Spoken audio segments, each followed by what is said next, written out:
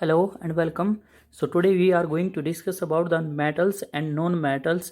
That means how metals and non-metals do react with each others.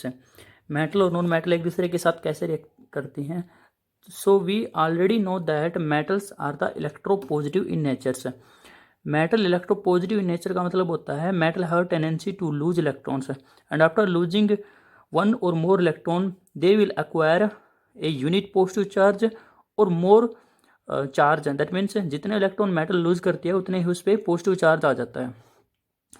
अब जैसे हमने 9th class में electronic configuration पढ़ा था, तो सोडियम का जो एटॉमिक नंबर था वो था आपका 11. अगर मैं सोडियम का इलेक्ट्रॉनिक कन्फिग्रेशन लिखूं, के सेल में 2 इलेक्ट्रॉन, एल सेल में 8 इलेक्ट्रॉन और एम सेल में हमारे रह जाएंगे 1 electrons. Now each element try to complete its octet. Octet means आपके उसके वैलेंस सेल में कितने इलेक्ट्रॉन होने चाहिए? 8 इलेक्ट्रॉन. अगर उसकी वैलेंस सेल में 8 इलेक्ट्रॉन है तो वो स्टेबल कहलाता है. तो सोडियम क्या कर सकता है? या तो 7 इलेक्ट्रॉन गेन कर ले, 7 + 1 हमारे 8 बन जाएंगे, पर 7 इलेक्ट्रॉन गेन नहीं कर सकता. या दूसरा रास्ता है सोडियम के पास है कि ये 1 इलेक्ट्रॉन लूज कर दे. अब ये अगर एम सेल का 1 इलेक्ट्रॉन खो देगा, लूज कर देगा, तो हमारे पास बच जाएंगे एल सेल में 8 इलेक्ट्रॉन्स. दैट मीन्स अब इसका ऑक्टेट कंप्लीट है. तो sodium has ability to lose 1 electrons. So after losing 1 electron तो हमारा इस पर कितने यूनिट चार्ज आ जाएगा? 1 पॉजिटिव. अब इसके पास 10 इलेक्ट्रॉन है. अगर इसका इलेक्ट्रॉनिक कन्फिग्रेशन लिखूंगा, के सेल में 2, एल सेल में कितने रह जाएंगे हमारे? 8. अब इसके पास 8 इलेक्ट्रॉन है वैलेंस सेल में. Now it is stable. Similarly metals, sorry, जो नॉन मेटल्स होती हैं आपकी, उनकी होती है ability to gain electrons. Non metals are the electronegative in natures. तो वो जैसे क्लोरीन, ब्रोमीन्स, वो इलेक्ट्रॉन गेन करने की टेंडेंसी होती है उनके पास. ठीक है, जैसे क्लोरीन का एटॉमिक नंबर हमारा कितना है? 17. तो अगर इसका इलेक्ट्रॉनिक कन्फिग्रेशन लिखूंगा, के सेल 2, एल सेल 8 और एम सेल में कितने आ जाएंगे? 7. अब यहाँ पर इसके पास 7 इलेक्ट्रॉन है एम सेल में. सो या तो ये क्या कर ले, 7 के साथ इलेक्ट्रॉन दे दे, एल सेल में 8 बच जाएंगे. या 1 इलेक्ट्रॉन क्या कर ले, गेन. अब 7 इलेक्ट्रॉन देना बहुत ही मुश्किल है. इंस्टेड 1 इलेक्ट्रॉन ये गेन कर ले अगर, तो क्या बन जाएगा? Cl नेगेटिव आयंस, जिसको कोल्ड क्या बोलेंगे हम? क्लोराइड आयंस या क्लोराइड एनायंस. अब इसमें टोटल 17 + 1 इलेक्ट्रॉन 18 हो गए. तो K 2, L 8, M 8. अब इसकी 8 वैलेंस इलेक्ट्रॉन है एम सेल में. दैट मीन्स इसका ऑक्टेट कंप्लीट है और ये स्टेबल है. तो एक मेटल अगर हमारे पास है और दूसरी नॉन मेटल है, तो मेटल नॉन मेटल को इलेक्ट्रॉन दे देगी. तो मेटल पे पॉजिटिव चार्ज और नॉन मेटल पे हमारा नेगेटिव चार्ज आ जाएगा. ठीक है. इफ सोडियम एंड क्लोरीन एक दूसरे के साथ रिएक्शन करती हैं, देन क्या होगा हमारा? Sodium, you can see sodium, ये डॉट का मतलब है जब भी हमने इलेक्ट्रॉनिक कन्फिग्रेशन लिखना है, हमें सिर्फ वैलेंस इलेक्ट्रॉन शो करने हैं यहाँ पर. जैसे सोडियम के पास, सोडियम का आपका एटॉमिक नंबर कितना था? 11. तो इसका इलेक्ट्रॉनिक कन्फिग्रेशन लिखा था KLM. सो 2, 8, 1. तो इसके पास 1 इलेक्ट्रॉन है, तो सोडियम पर मैं 1 डॉट लगा दूंगा. That means 1 dot indicate that sodium had 1 valence electrons. ऐसे ही क्लोरीन का एटॉमिक नंबर कितना है? 17. तो क्लोरीन के लिए ये सोडियम का था और ये किसका? क्लोरीन का. क्लोरीन के लिए लिखूंगा अगर मैं KLM, तो 2, 8 और 7. तो इसके हमारे पास कितने इलेक्ट्रॉन है? 7. तो क्लोरीन पे मैं 7 डॉट लगा सकता हूँ, या फिर मैं 7 स्टार या क्रॉस लगा सकता हूँ. 4, 5, 6, 7. ठीक है. तो यहाँ पर लिखा हुआ है. अब सोडियम 1 इलेक्ट्रॉन अपना किसको दे देगा? क्लोरीन को दे देगा. तो सोडियम पे कितने चार्ज आ जाएगा? 1 यूनिट पॉजिटिव चार्ज, क्योंकि 1 इलेक्ट्रॉन दिया. अब क्लोरीन 1 इलेक्ट्रॉन लेने के बाद टोटल इलेक्ट्रॉन हो गए 1, 2, 3, 4, 5, 6, 7, 8. अब इसके पास भी एल सेल में 8 इलेक्ट्रॉन है और इसके पास भी आपके 1 इलेक्ट्रॉन गेन करने के बाद एम सेल में कितने हो जाएंगे? 1 electron. So that is the formation of sodium chloride. इसी से क्वेश्चन आता है, हमें फॉर्मेशन बतानी होती है. जैसे अब की बार क्वेश्चन आया हुआ था formation of calcium oxide, 3 marks का क्वेश्चन था. Formation of calcium oxide bye electron dot structures. तो हमारे पास किसकी पूछी हुई थी? Calcium oxide. So first of all हमें कैल्शियम का एटॉमिक नंबर पता होना चाहिए. कैल्शियम का एटॉमिक नंबर है 20. तो अगर इसकी इलेक्ट्रॉनिक कन्फिग्रेशन लिखूं मैं, K shell, L shell and M shell, 2, 8, 8, and n shell में हमारे कितने इलेक्ट्रॉन रह जाएंगे, 2 इलेक्ट्रॉन रह जाएंगे। दैट मीन्स कैल्शियम के पास हमारे वैलेंस इलेक्ट्रॉन में कितने इलेक्ट्रॉन है, 2। तो ये भी अपने 8 इलेक्ट्रॉन कंप्लीट करने की कोशिश करेगा।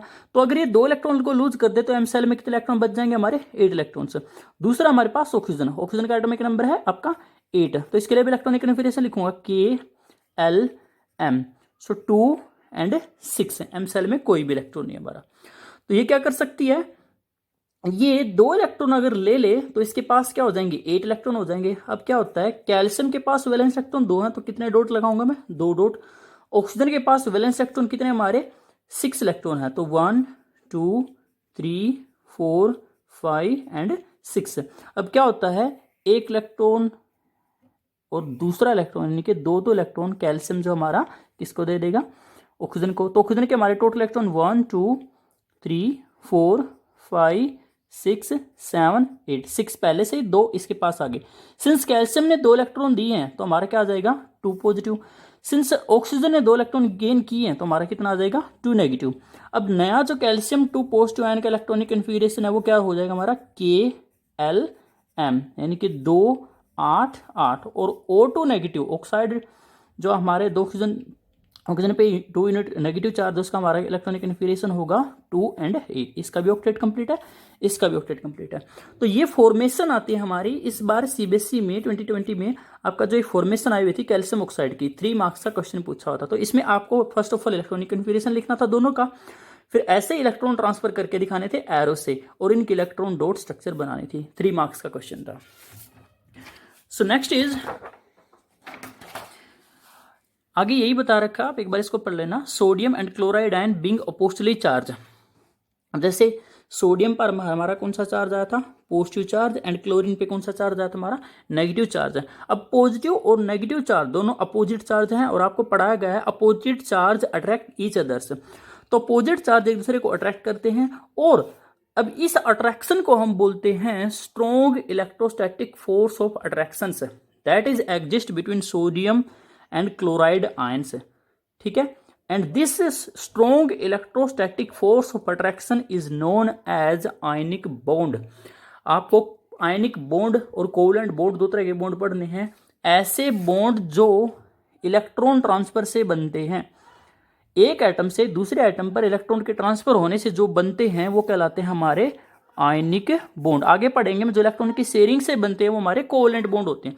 सिंस यहाँ पर जैसे कैल्शियम पे 2 पॉजिटिव चार्ज, ऑक्सीजन पे 2 नेगेटिव चार्ज, तो one is the positive charge and other is the negative charge. So these positive and negative charge attract each others, and this strong electrostatic force of attraction is known as the ionic bond. And ionic bonds are quite strong, बहुत ही ज़्यादा strong होते हैं। Ionic bond को अगर हमें break करना होगा तो बहुत ही ज़्यादा अमाउंट की एनर्जी देनी होगी। इसीलिए आयनिक का कंपाउंड्स का high melting point, high boiling point होता है। The compound formed by the complete transfer of electrons from one metal to the non-metal, that is known as the ionic bond, and हमारा जो bond बनेगा वो तो ionic bond हो जाएगा, और जो कंपाउंड बना उसको बोलते हैं आयनिक कंपाउंड या फिर electrovalent compounds. Now what are the properties of ionic compounds, बहुत बार क्वेश्चन पूछा हुआ है, what are the properties of ionic compounds. So first of all physical nature कैसे होती है, फिजिकल नेचर सॉलिड होते हैं, लिक्विड होते हैं, गैस होते हैं। सारे के सारे आयनिक कंपाउंड हमारे सॉलिड होते हैं, बहुत ही ज़्यादा हार्ड होते हैं। क्यों, क्योंकि due to strong electrostatic force of attraction between the positive and negative ions, बहुत ही ज़्यादा हार्ड, काफ़ी स्ट्रॉन्ग फोर्स होते हैं जिसको ब्रेक करना मुश्किल होता है। Melting and boiling point is obviously, अगर ये हार्ड है, बहुत ही ज़्यादा इनका जो अट्रैक्शन फोर्सेस, जो फोर्स ऑफ अट्रैक्शन है वो बहुत ज़्यादा स्ट्रॉन्ग है, तो high melting and high boiling point है। ये कंपाउंड ब्रिटल होते हैं। ब्रिटल का मतलब होता है जैसे आप इनको ब्रेक करने की कोशिश करोगे तो ये टूट जाएंगे, मेलिएबल नहीं होते हैं। जैसे आप सोडियम क्लोराइड, आपका जो टेबल सॉल्ट होता है NaCl, तो NaCl का एक क्रिस्टल है, ब्रेक करने की कोशिश करोगे तो टूट जाएगा वो। ठीक है, so brittle that mean break easily into pieces when we apply pressure on them. Ionic compound high melting point, high boiling points, because amount of energy is required to break the strong inter-ionic attractions. तो ये ऐसे ही question आते हैं कि why ionic compounds have a high melting and boiling point. So you have to explain that due to strong electrostatic force of attraction between the cations and anion, that is the and for example Na positive ions and Cl negative ions, A large amount of heat is required to break the strong interionic attraction. That is why they have a strong high melting point, high boiling point. Solubility, बहुत ही ज़्यादा soluble होते हैं water में. आपने नमक देखा है, टेबल सॉल्ट हमारा सोडियम क्लोराइड पानी में डाल दे क्या हो जाएगा, सोल्यूबल हो जाएगा. ऐसा क्यों है? आयनिक कंपाउंड्स पानी में जाते ही ब्रेक हो जाएंगे. किसमें? जैसे NaCl है, Na ब्रेक हो जाएगा Na पॉजिटिव में और Cl ब्रेक हो जाएगा हमारा Cl नेगेटिव आयंस में. ठीक है. अब वाटर मॉलिक्यूल इनको सराउंड कर लेते हैं. सराउंड करने की वजह से इजीली सोल्यूबल हो जाते हैं हमारे, लेकिन इनसोल्यूबल होते हैं कैरोसिन, पेट्रोल वगैरह में. क्वेश्चन पूछ सकता है कि ionic compounds are soluble in या इनसोल्यूबल इन, तो आपको इनसोल्यूबल लिखना है कैरोसिन या पेट्रोल में और सोल्यूबल लिखना है वाटर में. नेक्स्ट है कंडक्शन ऑफ इलेक्ट्रिसिटी. अब बहुत ही इंपॉर्टेंट क्वेश्चन ये है. देखो, आयनिक कंपाउंड अपनी सॉलिड स्टेट में बैड कंडक्टर होते हैं. सॉलिड स्टेट में, जैसे आप अगर नमक है आपके पास, टेबल सॉल्ट है, अकेले टेबल सॉल्ट में से आप इलेक्ट्रिक करंट पास करने की कोशिश करोगे तो उसमें से इलेक्ट्रिक करंट पास नहीं होगा. लेकिन उसी NaCl की आप या तो मोल्टन स्टेट लोगे, पिंक लीव स्टेट लोगे, या उसको आप वाटर में डाल दोगे, सोल्यूबल हो जाएगा. वाटर में डालने के बाद अब उसमें से इलेक्ट्रिक करंट पास करने की कोशिश करोगे तो इलेक्ट्रिक करंट ईजिली पास हो जाएगा. ठीक है. ऐसा क्यों है? तो इसमें रीजन बताना होता है. In solid states ions are not free. देखो, सॉलिड स्टेट में Na पॉजिटिव और Cl नेगेटिव के बीच में स्ट्रॉन्ग आयनिक बॉन्ड है, तो एक दूसरे के साथ आयंस जो हैं, sodium positive Cl negative ions एक दूसरे के साथ बाउंड है, वो फ्री नहीं है चलने के लिए. अगर फ्री नहीं है तो इलेक्ट्रिक करंट का चार्ज कैरियर नहीं है. चार्ज कैरियर नहीं है तो हमारा इलेक्ट्रिक करंट पास नहीं होगा. लेकिन जैसे ही मोल्टन स्टेट में हम या डालते हैं इनको, तो मोल्टन स्टेट में क्या हो जाएगा, ये बॉन्ड ब्रेक हो जाएगा, या फिर पानी में ये बॉन्ड क्या हो जाएगा, ब्रेक हो जाएगा, जिससे Na positive and Cl negative ions free हो जाएंगे एंड वो चार्ज कैरियर की तरह एक्ट करेंगे. That is why they are bad conductor of electricity in solid state while good conductor of electricity in molten and water. ठीक है. So आपका ionic compounds in solid state do not conduct electricity because the non movement of the ions, उनमें movement of ions नहीं होती. So not possible to rigid structures. Ionic compound conduct electricity, वही है जो मैंने बताया अभी. नेक्स्ट है हमारा occurrence of metals. Occurrence of metals में देखो, कोई भी मेटल है या नॉन मेटल्स है वो फ्री स्टेट में नहीं मिलती है. फ्री स्टेट में मिलने का मतलब होता है, जैसे हमें अगर मैं बात करूँ आयरन की, तो ऐसा नहीं है हमें आयरन ही मिलता है. हमने खुदाई की, कहीं पर माइनिंग लगाई, ठीक है, और देखा वहाँ पर iron as a pure state में मिल रहा है, या हमें कॉपर प्योर स्टेट में मिल रहा है, या हमें और प्लेटिनम और कोई मेटल है जैसे सोडियम और प्योर स्टेट में मिल रहा है. वो हमेशा कंबाइन फॉर्म में मिलते हैं. कंबाइन फॉर्म का मतलब है कि मेटल्स अपनी नॉन मेटल के साथ मिलता है, और नॉन मेटल ओबियसली किसके साथ मिलती है, मेटल के साथ. जैसे सोडियम है, सोडियम क्लोराइड है, सोडियम जो सी है वो काफ़ी अच्छा सोर्स होता है सोडियम क्लोराइड का. या आयरन है, आयरन आपका Fe3O4 में मिलता है या फिर Fe2O3 में मिलता है आपका. ठीक है. मरकरी है, HGS में मिलता है. यानी कि ये मेटल किसी न किसी नॉन मेटल के साथ कंबाइन स्टेट में मिलते हैं. अब हमें जो कंबाइन स्टेट में मिलते हैं उसमें से मेटल को, प्योर मेटल को हमें अलग करना है, और जो इम्प्योरिटीज हैं उसको क्या करना है, अलग करना है. So occurrence of metal mean metals and non-metals are never found in their pure state in nature as हमें जैसे पहले देखा था. क्यों होता है ऐसा? क्योंकि मेटल्स और नॉन मेटल क्वाइट रिएक्टिव होती हैं, वो एक दूसरे के साथ रिएक्शन कर लेती हैं, और रिएक्शन करने के बाद कंपाउंड की फॉर्मेशन कर लेते हैं, जिसकी वजह से वो फ्री स्टेट में नहीं मिलती हैं. They are exist in the form of the oxide, या तो ऑक्साइड की फॉर्म में मिलती हैं जैसे Fe2O3 या Fe3O4, या कार्बोनेट की फॉर्म में मिलती हैं जैसे कैल्शियम कार्बोनेट होगा हमारा, या फिर मैग्नीशियम कार्बोनेट हो गया हमारा. सल्फाइड की फॉर्म में जैसे HGS हो गया, या फिर PbS. ठीक है. या कुछ और भी फॉर्म मिल सकती हैं. सिर्फ फ्यू एलिमेंट्स है जैसे कार्बन है, सल्फर है, गोल्ड है, नोबल गैसेस है, वो हमारी फ्री स्टेट में मिलती हैं क्योंकि वो बहुत ही लेस रिएक्टिव है. कौन सी? Carbon, sulphur, gold, silver, platinum भी मिल सकता है, कई बार कॉपर भी मिल सकता है, because these are the less reactive metal. या फिर नोबल गैसेस. नोबल गैसेस कौन सी होती हैं? ग्रुप 18 वाली गैसेस होती हैं, जैसे helium, neon, argon. Helium, neon, argon या क्रिप्टोन, ये फ्री स्टेट में मिलती हैं because they are the less reactive. Iron जैसे हमारा अर्थ क्रस्ट में किसकी फॉर्म में मिलता है? ऑक्साइड की फॉर्म में, कार्बोनेट की फॉर्म में भी मिलता है वो आपका FeCO3, या सल्फाइड की फॉर्म में भी मिलता है जैसे FeS. एल्यूमिनियम अर्थ क्रस्ट में मिलता है हमारा दो फॉर्म में, एक तो बॉक्साइट होती है, एक बोलते हैं हम क्ले. द एलिमेंट और compound which occur naturally in earth crust known as the minerals. अब हमें एक डेफिनेशन याद रखनी है, एक होता है मिनरल और एक होता है हमारा ओर. तो मिनरल और ओर के बीच में डिफरेंस पता होना चाहिए। सबसे पहले अभी जो ऊपर जिक्र किया था हमने कि metals and non metals occur in earth crust in the form in combined form, वो कंबाइंड फॉर्म में मिलती हैं। तो जो अर्थ क्रस्ट में अपनी नेचुरल स्टेट में कंबाइंड स्टेट में मिलती हैं उसको क्या बोलते हैं हम? मिनरल्स। एंड ऐसे मिनरल्स जिसमें से metal can be extracted profitably and conveniently beneficially, that mineral is called ore. क्या बोला? मिनरल वो सभी कंपाउंड होते हैं जो अर्थ क्रस्ट में मिलते हैं जिसमें मेटल एग्जिस्ट करती है, ठीक है। पर ऐसे मिनरल्स जिसमें से मेटल को निकालना प्रॉफिटेबली है, हमारे लिए कन्वीनियंटली है, ईजिली है, चीप है, तो उसको क्या बोलेंगे हम? ओर। जैसे अभी ऊपर जिक्र किया था, एल्यूमिनियम बॉक्साइट फॉर्म में भी मिलती है और क्ले फॉर्म में भी मिलती है। लेकिन एल्यूमिनियम की ओर कौन है? तो बॉक्साइट और क्ले दोनों मिनरल तो हैं, बट क्ले मिनरल ही है, ओर नहीं है। बॉक्साइट ओर कहलाती है। क्यों? क्योंकि बॉक्साइट से एल्यूमिनियम को निकालना सस्ता भी है, कन्वीनियंटली भी है और इजिली भी है। So ore contain desired substance या metals which is usually contaminated with earthy and undesirable material called gangue. तो एक डेफिनेशन और आती है हमारी गैंग की। गैंग क्या है?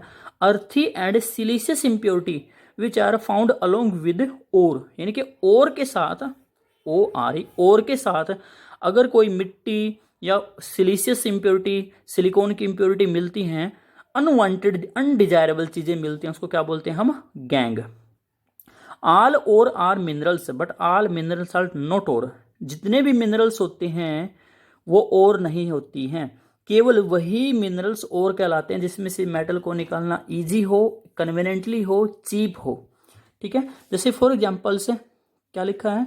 एल्यूमिनियम एग्जिस्ट, ऊपर बताया था भी, बॉक्साइट की फॉर्म में मिलती है और क्ले की फॉर्म में मिलती है। बट एल्यूमिनियम को आसानी से या conveniently economically extracted from the bauxites. So bauxite ore है पर क्ले और नहीं है। नेक्स्ट है occurrence of the some metals. कैसे हमारी मेटल अकर करती हैं आपकी?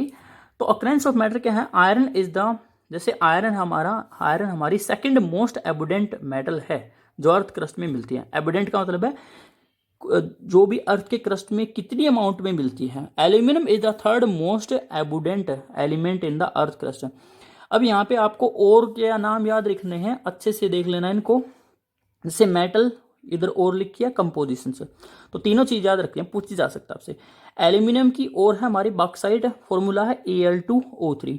आयरन की ओर हमारी डिफरेंट होती है, हेमेटाइट, फॉर्मूला है Fe2O3, magnetite Fe3O4, siderite FeCO3 यानी कि iron carbonate, iron pyrite FeS2, copper की है हमारी copper pyrite CuFeS2, malachite Cu copper carbonate, copper hydroxide CuCO3 CuOH twice, cuprite Cu2O, copper glance Cu2S, zinc की है zinc blende ZnS, calamine ZnCO3, zincite ZnO, lead की होती है Galina PbS और mercury की होती है cinnabar that is the HgS। इसको याद कर लोगे आप।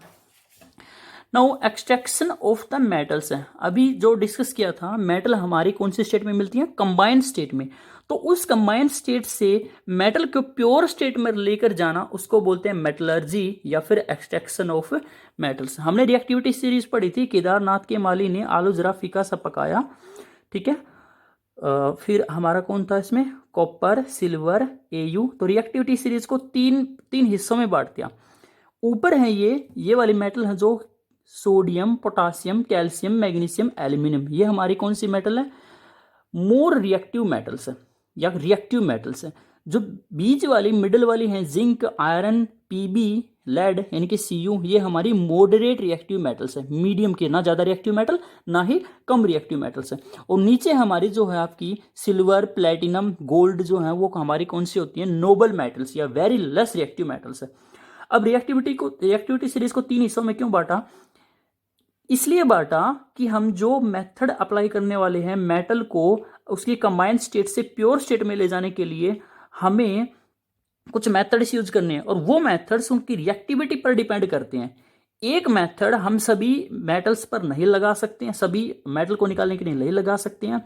तो जो ऊपर वाली मेटल होती हैं जैसे सोडियम, आपका जो potassium, sodium, calcium, magnesium, aluminium, इनका इलेक्ट्रोलाइसिस से हम एक्सट्रैक्शन करेंगे। इलेक्ट्रोलाइसिस का मतलब है इनकी जो जिस भी फॉर्म में मिलती है, जैसे सोडियम हमारा सोडियम क्लोराइड फॉर्म में मिलता है, कैल्शियम ऑक्साइड फॉर्म में मिलता है हमारा, कैल्शियम क्लोराइड फॉर्म में मिलता है, या मैग्नीशियम क्लोराइड है, या एल्यूमिनियम क्लोराइड है, या एल्यूमिनियम ऑक्साइड है, तो उसमें से इलेक्ट्रिक करंट पास करके, उनकी मोल्टन स्टेट में इलेक्ट्रिक करंट पास करके उसको एक्सट्रैक्ट करेंगे। यहाँ पर जो बीच वाली हैं जिंक, आयरन, लेड, जो कॉपर आपका, उसमें रिडक्शन करेंगे as a reducing agent carbon को यूज करके। और नीचे वाली हमारी नोबल मेटल हैं, ये हमारी ऑलमोस्ट प्योर स्टेट में मिलती हैं। सो अभी बता दिया मैंने, मेटल टॉप पर हमारी हाई रिएक्टिव, तो वो फ्री स्टेट में कभी नहीं मिलती, मर जाएंगी पर कभी भी फ्री स्टेट में नहीं मिलेंगी, ठीक है। तो उनका इलेक्ट्रोलाइसिस से निकालेंगे हम। मिडल में है जो वो मॉडरेट रिएक्टिव होती हैं, उनका हम क्या करेंगे, वो जनरली कौन सी फॉर्म में एग्जिस्ट करती हैं, ऑक्साइड की फॉर्म में, सल्फाइड की फॉर्म में, कार्बोनेट की फॉर्म में, ठीक है। तो किसी सुटेबल रिड्यूसिंग एजेंट का यूज करके उनको निकाल लेंगे, ठीक है। जैसे हमारा जिंक है, वो हमारा जनरली किसी फॉर्म में मिलता है, हमारा पहले वो ZnS है, जिंक सल्फाइड जो हमारा ZnS की फॉर्म में मिलता है, तो पहले Zn को ZnO में बदल लेंगे और लास्ट में क्या कर देंगे, हमने रिएक्शन पढ़ी थी Zn प्लस में कार्बन, तो क्या बन जाएगा, zinc plus carbon mono oxide, हमारा जिंक अलग हो जाएगा, ठीक है। लास्ट में ये तो हमारी जो नोबल मेटल है, गोल्ड, सिल्वर, प्लेटिनम, ये तो नोबल मेटल है, नेटिव स्टेट में, फ्री स्टेट में मिल सकती हैं। तो हमें एक प्रोसीजर याद करना है। सबसे पहले हमारा क्या है, और क्या बताया था, और ore those minerals from which metal can be extracted easily, conveniently, profitably. यानी कि मेटल एग्जिस्ट इन देयर, कौन सी स्टेट में एग्जिस्ट करती है, कंबाइंड स्टेट में, नेचर में, और उस कंबाइंड स्टेट से मेटल को एक्सट्रैक्ट करना, ठीक है, जिसको प्रॉफिटेबली कर सकते हैं, तो वो क्या कहलाती है, और। सबसे पहले करते हैं concentration of ore. Concentration of ore का मतलब है, हर एक स्टेप ध्यान से समझना है, कंसंट्रेशन ऑफ ओर का मतलब है, अब ओर जो मिलती है उसके साथ कौन मिलती थी, गैंग क्या थी, earthy and siliceous impurity. So to remove earthy and siliceous impurities from ore, it is known as concentration of ore. यानी कि मोटी मोटी जो मिट्टी है या फिर और कोई बड़े बड़े लंप्स हैं किसी भी इंप्योरिटीज को, उनको अलग करना क्या कहलाता है, कंसंट्रेशन ऑफ ओर। अब उसके बेस पे मेटल को 3 हिस्सों में बांट दिया गया है, metal of high reactivity, metal of medium reactivity and metal of low reactivity. High reactivity की बात करता हूँ, हाई रिएक्टिविटी के लिए मेथड इंप्लॉय होता है हमारा इलेक्ट्रोलाइसिस ऑफ मोल्टन ओर। यानी कि जैसे NaCl है, तो NaCl को मोल्टन स्टेट में लूंगा, इसमें से इलेक्ट्रिक करंट पास करूंगा, मुझे Na अलग मिल जाएगा, क्लोरीन अलग मिल जाएगी, तो प्योर मेटल मुझे मिल जाएगी। यानी कि हाई रिएक्टिविटी के लिए क्या मेथड इंप्लॉय करते हैं, इलेक्ट्रोलाइसिस। क्वेश्चन पूछा गया है, which method will you apply for extraction of metal of high reactivity, तो आंसर क्या है, इलेक्ट्रोलाइसिस ऑफ देयर मोल्टन ओर, ठीक है।